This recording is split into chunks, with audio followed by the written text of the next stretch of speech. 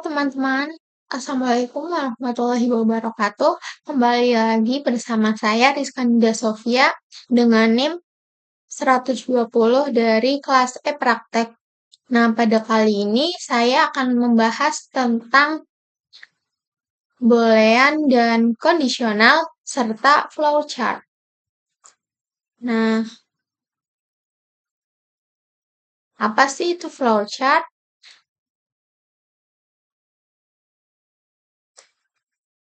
Nah, pada kali ini kita tetap masih sama akan melakukan coding pada aplikasi atau web online yang bernama Replit dan Stretch. Replit adalah platform pengembangan pemrograman berbasis cloud yang memungkinkan pengguna menulis, menjalankan, dan berkolaborasi dalam kode secara real-time atau langsung dari browser web tanpa perlu instalasi software tambahan. Nah, kalau Stretch adalah bahasa pemrograman visual yang dibuat oleh MIT Media Lab untuk pemula, khususnya anak-anak dan remaja. Nah, jadi Stretch itu kayak worth it banget buat pemula karena programnya yang menurut aku gampang ya, teman-teman, asal kita bisa ngerti aja sih.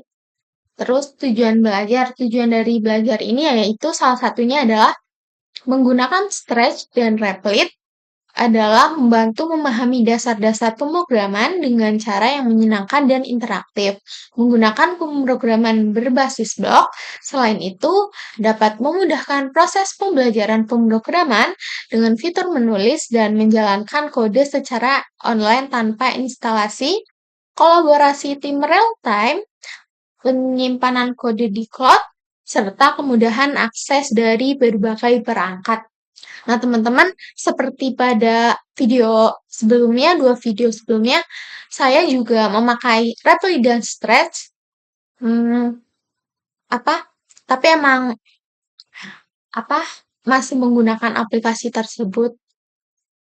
Nah, sekarang kalau sebelumnya kan kita belajar tentang dasar pemrograman, terus ada variabel dan tipe data juga. Nah, pada kali ini saya akan membahas tentang kondisional. Apa sih itu kondisional? Kondisional adalah konsep jika maka yang menyatakan sesuatu yang terjadi atau berubah berdasarkan suatu kondisi tertentu. Nah, jadi kondisional itu mempunyai statement yaitu dua kondisi. Yang satu adalah true, terus yang satunya adalah false. Lalu ada boolean. Apa sih itu boolean? Boolean adalah tipe data dalam pemrograman yang hanya memiliki dua nilai kemungkinan, yaitu benar atau true dan salah atau false. Nilai ini digunakan untuk menunjukkan kondisi logis dalam program dan pengambilan keputusan berdasarkan kondisi tersebut. Fungsi utama boolean adalah sebagai berikut. 1. Pengambilan keputusan dalam program dengan struktur seperti if, else, dan elif untuk menentukan jalannya program berdasarkan kondisi true atau false. Yang kedua ada melakukan operasi logika seperti and, or, dan not yang menunjukkan pembuatan logika kompleks. Yang ketiga ada pengujian kondisi untuk memeriksa apakah suatu pernyataan atau keadaan terpenuhi. Yang keempat ada mengontrol alur program, misalnya dalam perulangan calling yang berjalan selama kondisi boolean bernilai true. Yang kelima ada merepresentasikan status benar seperti on, off, aktif, atau tidak aktif dalam aplikasi dan sistem. Nah, ini saya ada sebuah contohnya dari Python. Nah, di sini juga dijelaskan contohnya if 5%2 sama dengan 0, maka 5 adalah angka genap, print benar, ini adalah angka genap. Else print salah, ini bukan angka genap. Nah, seperti yang kita tahu, 5 itu bukan angka genap ya, teman-teman. Angka 5 adalah ganjil. Jadi, jika kita menjalankan atau merankan sebuah codingan ini atau proses ini yang keluar outputnya adalah salah. Ini bukan angka genap. Gitu ya, teman-teman. Soalnya angka 5 adalah angka ganjil. Lalu, ada struktur percabangan if-else. Ada contohnya ini. Saya juga sudah membuat di Scratch. Ini, di sini kan instruksinya mulai input umur. Nah, di sini ada 17 tahun. Nah, jika saya menginputkan menginputkan sebuah umur atau sebuah angka yang kurang dari 17, maka tidak wajib untuk membuat KTP. Nah, terus kalau saya menginputkan sebuah umur atau nomor yang lebih dari 17 atau 17, maka output yang keluar adalah wajib membuat KTP. Seperti yang sudah saya buat di sini ya teman-teman, ini contohnya. Jika kita menginputkan angka 15, yang keluar harusnya adalah tidak wajib. Kalau kita simulasikan, nah ini ya teman-teman, tidak wajib. Nah, coba kita ganti kalau kita masukkan misalnya 19, terus di-run. Nah, kalau 19 kan lebih dari 17, harusnya yang keluar adalah outputan wajib membuat KTP. Kita langsung simulasikan aja. Nah, sesuai ya teman-teman, ini wajib membuat KTP. Itu teman-teman. Lalu ada flowchart atau diagram alur. Apa sih itu diagram alur? Diagram alur atau flowchart adalah diagram yang menggambarkan langkah-langkah proses atau alur kerja suatu sistem secara visual menggunakan simbol-simbol standar yang dihubungkan oleh panah. Diagram ini memiliki algoritma, prosedur, atau proses dengan jelas dan terstruktur, menampilkan urutan langkah-langkah yang harus dilakukan dalam suatu proses atau sistem. Simbol umum yang digunakan antara lain oval, ini adalah tandanya mulai atau selesai, persegi panjang itu adalah proses, belah ketupat adalah keputusan, dan panah adalah arah alur. Nah, apa sih itu fungsi flowchart? Yang satu, membantu memahami dan menganalisis alur proses atau algoritma secara mudah dan cepat. Yang kedua ada memudahkan komunikasi antar tim dengan representasi visual. Yang ketiga ada membantu mendesain dan mendokumentasikan sistem secara menemukan kesalahan atau kekurangan. Lalu yang terakhir ada mempermudah evaluasi dan perbaikan proses yang ada. Nah, ini teman-teman ada contoh-contoh flowchart. Yang pertama ada flow direction symbol. Simbolnya seperti ini. Yang kedua ada terminator simbol, yaitu untuk permulaan atau start dan akhir atau stop. Yang ketiga ada konektor simbol, yaitu simbol untuk keluar dan masuk. Jadi kayak input dan outputnya gitu. Terus yang keempat ada konektor simbol untuk keluar masuk sama output juga. Output input juga atas penyambungan proses pada lembar halaman yang berbeda. Yang kelima ada processing simbol. Ini persegi panjang, artinya adalah proses seperti yang sudah dijelaskan tadi. Yang keenam ada simbol manual operation. Simbol yang menunjukkan pengolahan yang tidak dilakukan oleh komputer. Lalu ada simbol decision, simbol input atau output. Ini kayak semacam input output juga, namanya juga input output.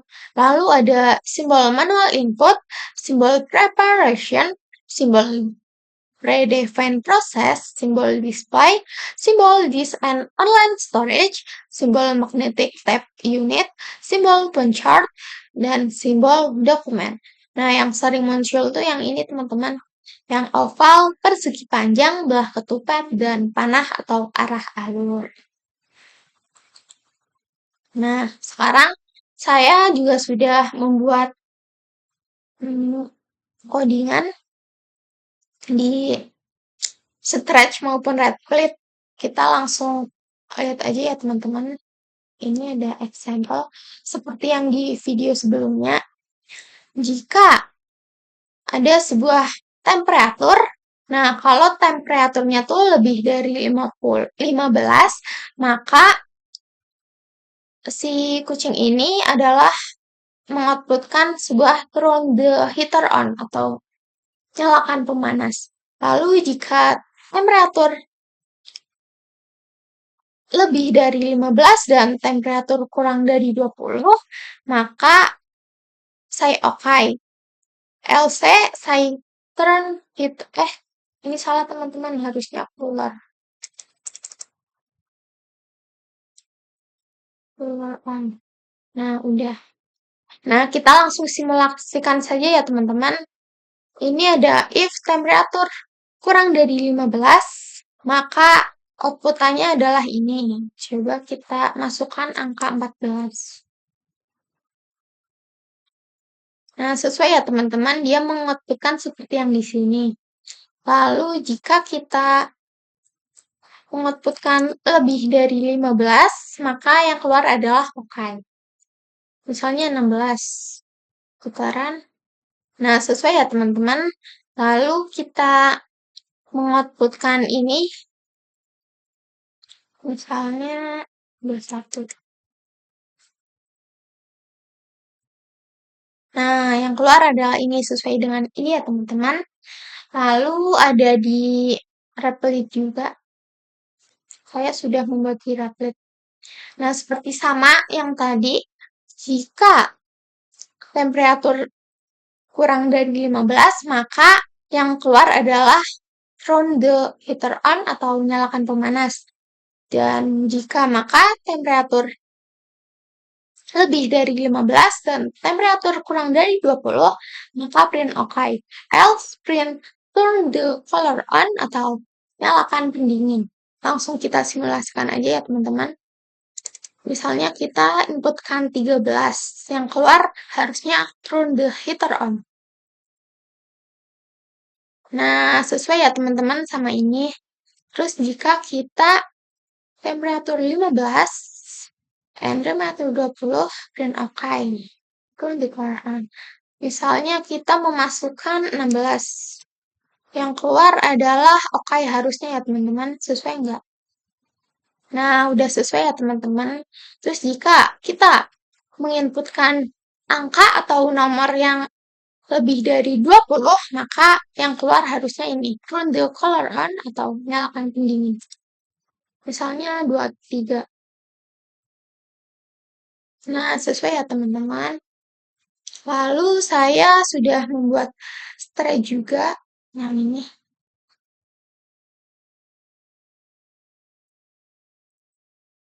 Nah, ini tuh kayak sebuah pernyataan ada dari 4 negara, yaitu South Africa, Meksiko, India, dan France. Di mana di setiap negara tuh mempunyai ketentuan yang berbeda-beda untuk seseorang yang ingin mengendara. Nah, di sini yang pertama ada South Africa. Nah, jika kita menginputkan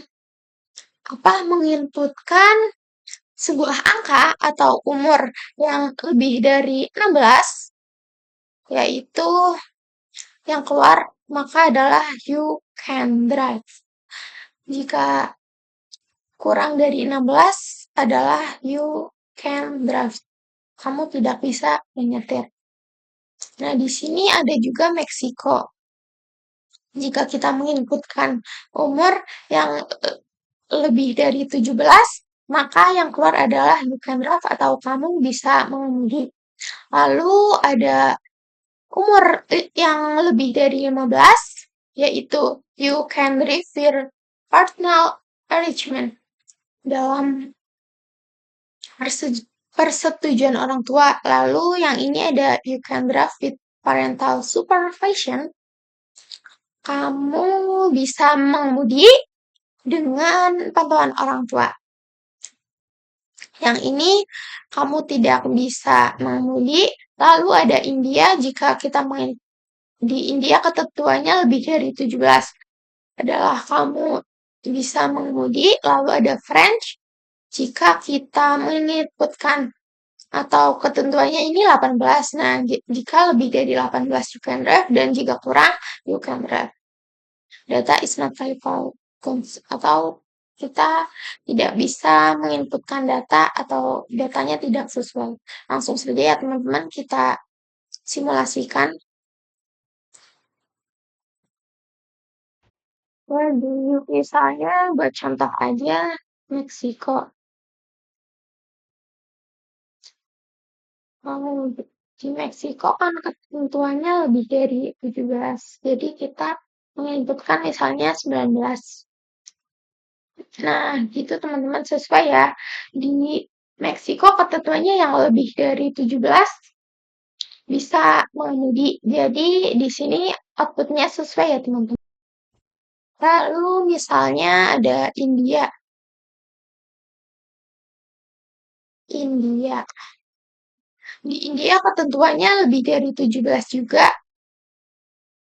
Antara jika saya menginputkan nomor atau umur yang kurang dari 17, yang keluar adalah you can drive atau kamu tidak bisa mengemudi. Misalnya ada 15. Enter. Nah, sesuai ya teman-teman.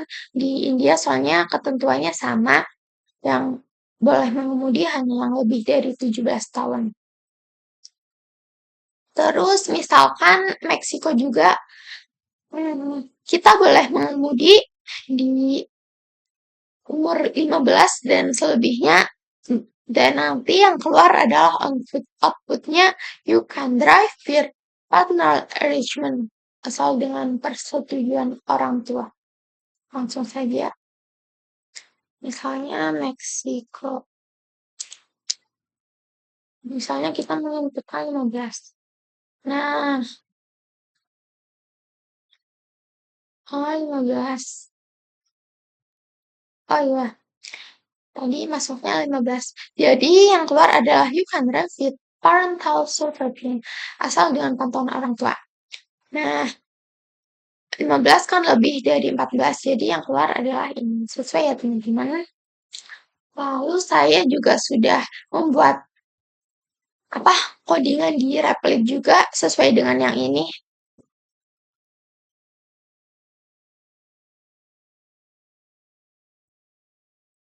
Seperti yang stretch tadi, hanya saya menambahkan Indonesia.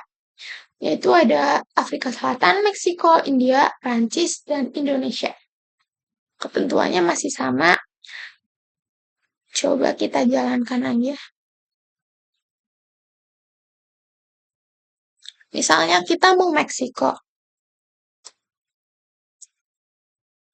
Nah, Meksiko kan ketentuannya 18, lebih dari 18 you can drive, lebih dari 16 you can drive with parental agreement, lebih dari 15 you can drive with parental supervision.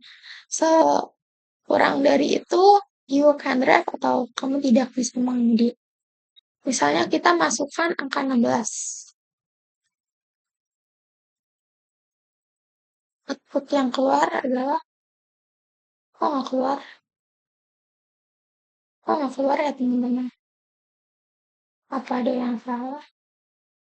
Coba kita ulang lagi, misalnya saya akan memasukkan Indonesia. Nah, Nah, di sini ketentuannya Indonesia usia lebih dari 17, you can drive with a driver license atau kamu bisa mengemudi dengan memiliki SIM. Jika tidak, dan kurang dari 17, maka yang keluar outputnya adalah you can drive atau kamu tidak bisa mengemudi. Langsung saja kita misalnya memasukkan 16. Maka output yang keluar adalah you can drive. Atau ini sesuai ya teman-teman, soalnya 16 kurang dari 17. Nah, jika saya memasukkan Indonesia